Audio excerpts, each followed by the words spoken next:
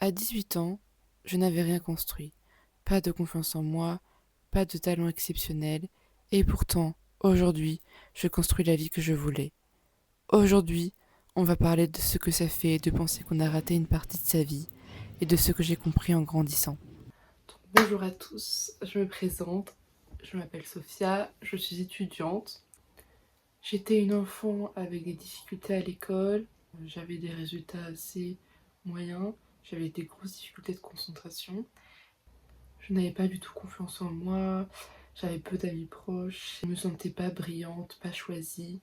J'avais l'impression en fait d'être différente des autres par le fait que j'avais beaucoup plus de travail que les autres à la maison, vu que j'avais beaucoup plus de difficultés. J'étais élevée par des parents avec de grosses croyances limitantes et qui me surprotégeaient beaucoup, ce qui faisait que je ne sortais pas suffisamment pour découvrir le monde et la vie. Ça avait entraîné avec moi un bagage émotionnel assez compliqué. J'avais du mal à m'ouvrir et aussi à lâcher certaines peurs que mes parents m'avaient transmises. Ce qui fait que je ne faisais pas grand chose, je restais à la maison et je me divertissais avec des films, avec des jeux. Et ce qui fait qu'à 18 ans, j'étais arrivée, j'étais perdue. J'étais entrée du coup dans la vie un peu plus active, donc en étant étudiante, j'ai réalisé que j'avais pas mal de retard en effet sur pas mal de points. Surtout que, en fait, c'est comme si en quittant le lycée, j'ai eu une seconde vie, une nouvelle vie. J'ai commencé en fait à aimer faire plein de choses et à m'intéresser à plein de choses. Et je m'en voulais en fait parce que j'avais l'impression d'avoir perdu une énorme partie de ma vie à ne rien faire. Et c'est très frustrant quand ça arrive parce que on voit les autres, par exemple, on a tendance à se comparer aux autres en voyant que certains s'étaient inscrits à des clubs plus jeunes. Parce qu'il y en a plein qui sont dans ma situation et qui sont grandis malheureusement avec plein de lacunes dans plein de domaines. Un jour, j'ai eu cette magnifique voix dans ma tête qui m'a dit mais pourquoi pas toi? Pourquoi est-ce que ce serait tout le temps les autres et pas toi? Et cette voix, elle m'a vraiment fait énormément réfléchir. Elle m'a positionnée dans une nouvelle réflexion. J'ai comme réveillé en fait d'un long rêve, d'un rêve très paisible. Et je suis revenue à la réalité et je me suis dit mais en fait, oui, en fait j'ai les capacités de pouvoir changer cette vie et la tourner en ma faveur vers mes rêves. Et donc cette voix m'a poussée à croire en mes rêves, en, en ce qui me fait vibrer. J'ai réalisé en fait que je me limitais à moi-même et que en fait il y avait tellement plus de champs et de choix possibles que ça m'a vraiment fait. C'est à partir de ce moment-là que ça a commencé à changer, j'ai commencé à passer à l'action. Donc j'ai réussi un concours sélectif, j'ai énormément progressé en danse, en souplesse, en confiance en moi aussi. Je me suis trouvée, j'ai appris, je suis tombée, j'ai pleuré, j'ai vécu des ruptures, mais ça a forgé aujourd'hui qui je suis. Donc tout ce chemin a construit la personne que je suis aujourd'hui, j'en suis très reconnaissante. C'est un peu cette vidéo que j'avais hésité à poster, mais je me suis dit qu'en fait il faut bien commencer quelque part un jour et se lancer, même quand on n'est pas 100% prêt. Il faut se pardonner de n'avoir rien pu faire auparavant. On ne choisit pas vraiment à 16 ans, on fait avec ce qu'on a, on fait avec les croyances de nos parents, on fait avec l'argent de nos parents, on fait vraiment même avec les croyances qu'on avait à ce moment-là. Donc vraiment, il faut essayer de se pardonner, de se dire que maintenant, les choses vont changer et que le passé, ça a permis de construire la personne que vous êtes aujourd'hui et que si vous n'avez pas eu la même enfance que celle que vous avez eue, vous n'aurez peut-être pas eu cette prise de conscience aujourd'hui. C'est toujours un mal pour un bien au final. Tu ne pouvais pas faire mieux avec la version de toi que tu étais à ce moment-là. Il faut vraiment se dire ça et essayer vraiment de libérer en fait cette tristesse, cette peine, ces regrets en fait. Se dire que j'aurais dû. Bah, non, sur le moment, tu ne pouvais pas.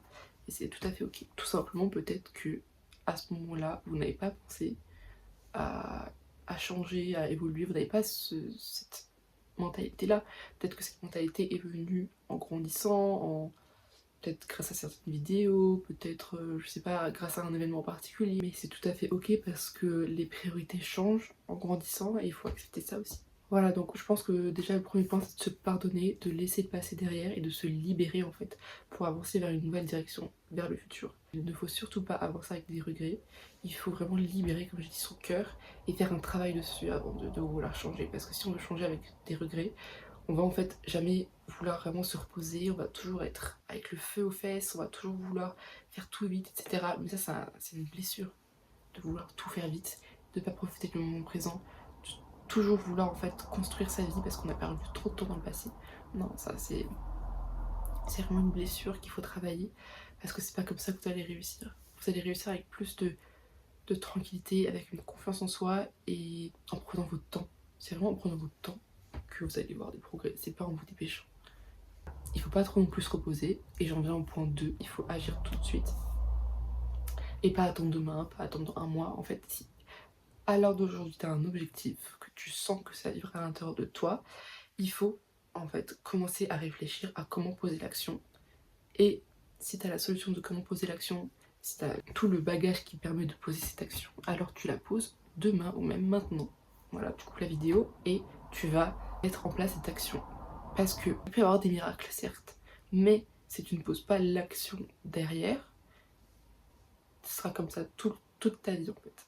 Et à 30 ans, tu vas dire, mince, mais pourquoi j'ai pas agi avant quoi? Même si c'est inconfortable, ça sera toujours inconfortable, ce sera jamais bien au début parce que ça va changer en fait de la routine. Même pour vos proches, ça peut les frustrer, les perturber, se dire ah mais depuis quand celle-ci elle fait ça, c'est bizarre, elle est pas comme ça, machin, mais faut vraiment se couper de ce que pense l'entourage et y aller, foncer. Ils vont finir par accepter un jour. Par exemple, je vais prendre l'exemple de apprendre une nouvelle langue. On sait bien à quel point c'est compliqué d'apprendre une nouvelle langue. Et pour commencer maintenant, ce que vous pouvez faire, c'est bloquer tous les jours dans la semaine au moins 2 heures ou 3 heures de révision. Vous révisez le vocabulaire, vous révisez un peu la grammaire, voilà, un peu de votre côté. Ça nécessite même pas de prendre des cours, ça nécessite même pas de l'argent. Et en plus, il y a plein de plateformes aujourd'hui, on a de la chance, qui permettent de nous lancer plus facilement, avec plus d'accessibilité, sans devoir payer. Parce que je sais que des fois, c'est le problème de certains. Pareil pour la danse, parce que du coup, je prends mon exemple cette fois-ci pour la danse. Vous pouvez vous entraîner devant votre miroir avec des petits tutos sur YouTube, sur TikTok, faire des stages de danse qui sont un peu plus coûteux, certes, et vous inscrire à un club, prendre confiance en soi, en osant danser devant les autres, en vous montrant tout simplement. Et c'est vraiment en fait des petits pas chaque jour qui vont vraiment construire une future version en fait. Il faut pas attendre d'être parfait pour commencer, il faut commencer maintenant. C'est vraiment la clé, c'est l'action. C'est ce qui ouvre toutes les portes. Et donc ça revient au deuxième point qui est de faire des petits pas. Tous les jours des petits pas. Donc, je sais pas, tu te prends... je sais que moi j'ai ça par exemple à côté de mon lit, donc c'est tout doux. Et mon petit stylo pailleté, voilà. Donc j'écris dessus un peu tous les jours. Des petits pas en fait, c'est-à-dire par exemple, moi mon objectif c'est de progresser en danse, donc j'écris par exemple danser aujourd'hui, j'écris souplesse, donc stretching, par exemple le ménage, j'écris par exemple que je dois rédiger ma thèse pour la fac, j'écris une petite liste et j'essaie un peu de faire un peu tout tous les jours pour quand je me couche le soir être satisfaite, respirer, me dire c'est bon, j'ai fait un petit pas aujourd'hui et ce petit pas va me servir plus tard. Parce qu'il faut penser aussi dans 5 ans. Si tu calcules les petits pas que tu fais tous les jours, dans 5 ans, ça va te rapporter énormément. Si on calcule en termes de temps, c'est énorme. Mais bon, voilà. Après, tous les jours, c'est peut-être un peu trop exigeant, surtout si au début, vous n'arrivez pas à sortir de votre zone de confort, et c'est ok. Mais voilà, petit à petit, y aller, et si vous commencez, pourquoi pas faire au moins une activité dans la journée, et essayer de la tenir dans la durée, à faire de petits pas tous les jours, et c'est vraiment ça qui va faire la différence plus tard, je vous assure. Parce que oui, il faut vraiment essayer de développer plein de skills dans plein de domaines et vous verrez que ça vous servira énormément plus tard. Si admettons que vous voulez vous lancer dans un sport et que vous avez déjà appris à devenir souple avant, croyez-moi que ça va énormément vous servir et vous allez être content d'avoir fait ça. Donc des fois il y a des choses qui n'ont pas de sens parfois aujourd'hui, mais elles auront beaucoup de sens plus tard et vous vous remercierez plus tard pour ça. Autre point, c'est la constance. Il faut durer dans le temps. En fait, on abandonne souvent tout juste avant que ça commence à marcher. Par exemple, on va à la salle de sport pendant un mois, on y va 3 fois dans le mois et on espère avoir des résultats. Alors que si vous faites du sport 2 fois par semaine pendant 2 mois, là vous allez voir des résultats, mais pas les mêmes résultats dans 1 an. Vous voyez, il y en a plein qui s'abandonnent avant, qui s'abandonnent au premier mois, parce qu'au premier mois, ils voient pas qu'ils ont perdu de poids, ils voient juste un tout petit changement, ils se disent ah non, ça vaut pas le coup de continuer. Si, ça vaut le coup de continuer, il faut toujours continuer, parce que la constance et la patience, c'est l'une des choses les plus importantes avec l'action. Il faut poser une action et la répéter dans le temps. Vous avez beau faire l'action une fois dans le mois, la faire dans 3 mois, ça ne sert certainement à rien, ça va vous décourager, ça va vous faire perdre votre énergie inutilement, alors que si vous continuez des petits pas un peu tous les jours, vous allez directement voir des différences. Ça prendra du temps certes, mais ce sera tellement bénéfique quand vous allez voir que vous avez évolué quoi. Il faut être aussi suffisamment passionné, parce que si on n'est pas passionné par ce qu'on fait, ça ne marchera pas, parce que la passion c'est le moteur. C'est ce qui va vous faire durer dans le temps.